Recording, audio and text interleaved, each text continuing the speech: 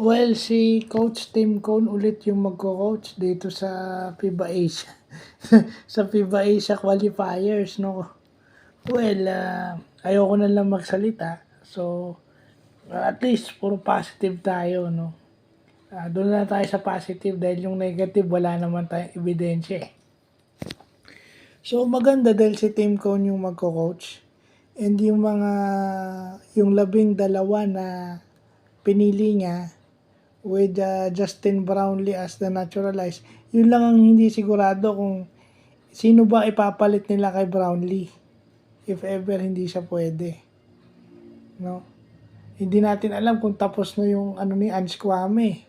Kung tapos na yung commitment niya sa Europe kasi siya lang naman ata yung pwedeng for now, 'di ba? For now, si Kwame lang yung pwede. Kung hindi pwede si Brownlee. And maganda kasi kasama si KQ.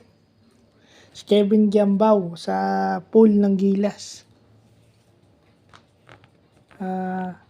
Yung maganda, no?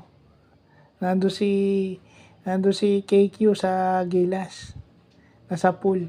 So magandang magandang at least, 'di ba?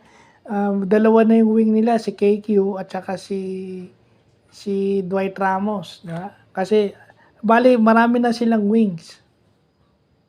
No? Kasama na natin si Brownlee doon sa wings na yun. Pero yung malaki nila si Junmar. At saka kung sino pa yung, basta si Junmar lang yung malaki doon na nakita ko.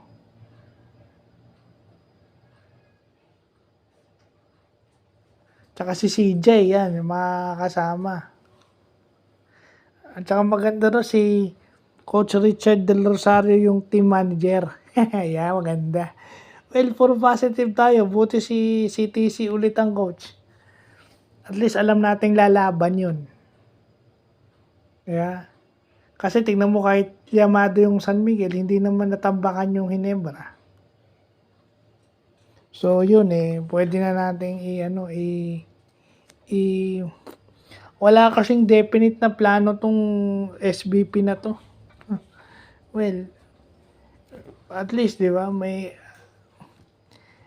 I think, ilang days na naman bago mag-tournament.